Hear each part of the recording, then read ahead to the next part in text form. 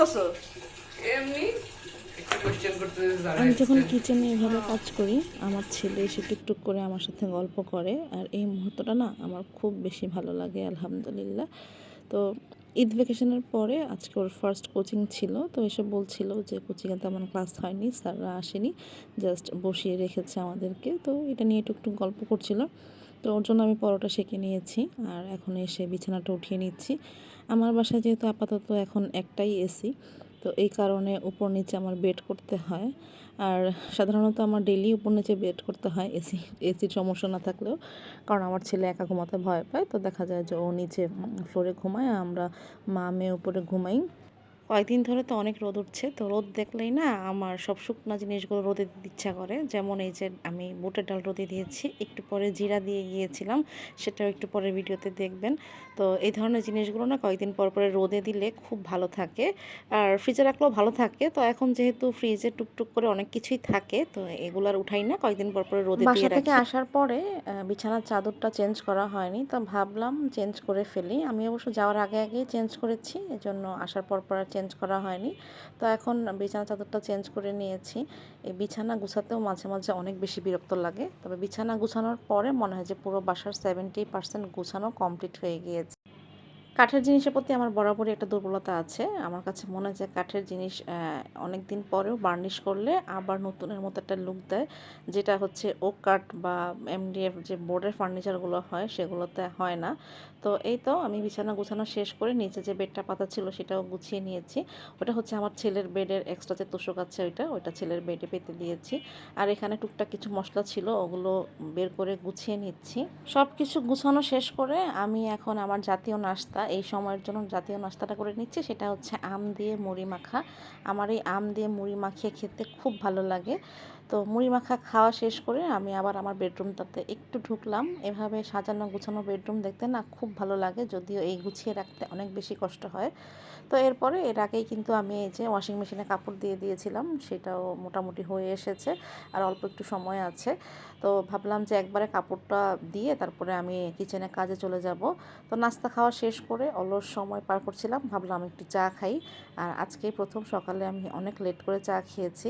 তো চা নিয়ে একটু ঢং করছিলাম, আর জানালাতে দেখছিলাম যে এখানে একটা লোক হচ্ছে ভ্যানে আম বিক্রি করছে। এখানে বসে চা খাচ্ছিলাম আর চিন্তা করছিলাম যে আজকে কি রান্না করব। গরুর মাংস তো আছেই, সেই সাথে একটু ডাল বা ভর্তা কিছু করে নেব। তো ফ্রিজ থেকে আম নামিয়ে নিয়েছিলাম, এটা নর্মাল হলে তারপরে বাচ্চাদেরকে কেটে দেব। আর কিছু ডিম নামিয়ে নিয়েছি, আজকে একটা পুডিং বানাবো, তো এই কারণে ডিম নামিয়ে নিয়েছিলাম। তো এই তো আমটা ঠান্ডা হয়ে যাওয়ার পরে, মানে নর্মাল হয়ে যাওয়ার পরে আমার মেয়ে আর ছেলের জন্য আমি কেটে নিয়েছি। এরপরে আমি কিচেনে চলে এসেছি। মনে হলো যে কিছু মাছ আছে ফ্রিজে, মাছ দিয়ে একটু পাতলা ঝোল করি ঢ্যাঁড়স আর আলু দিয়ে।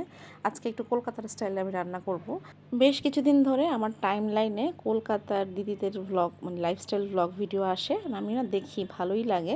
তো ওদের রান্নাটা মনে হয় আমাদের চেয়ে একটু ডিফারেন্ট, তো ভাবলাম ওইটাও মনে হয় বেশ ভালোই হবে।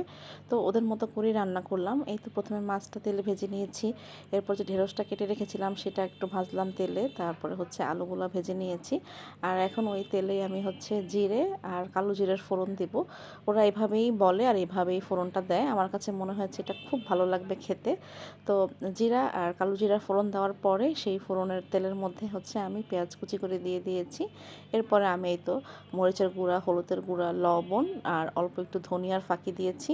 এগুলো কষানোর জন্য কুসুম গরম পানি দিয়ে দিচ্ছি। তেলে মশলা কষানো হয়ে যাওয়ার পরে আমি ভেজে রাখা আলু আর ভেজে রাখা ঢেঁড়সটা দিয়ে দিয়েছি।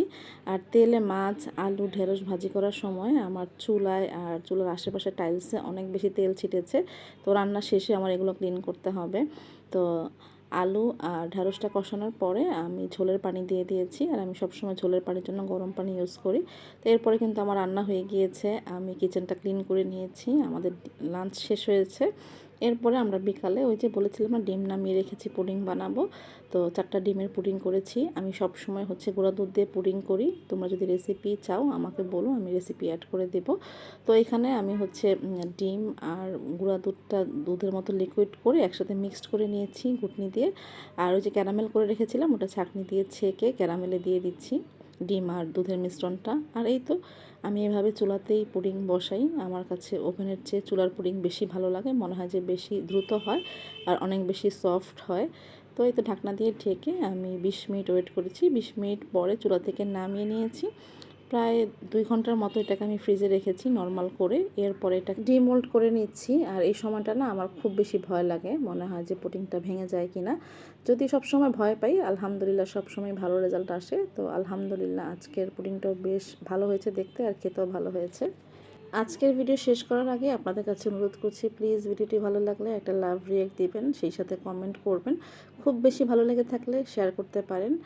আর আজকে এখানেই বিদায় নিচ্ছি। সবাই ভালো থাকবেন, সুস্থ থাকবেন। আল্লাহ হাফেজ। আসসালামু আলাইকুম।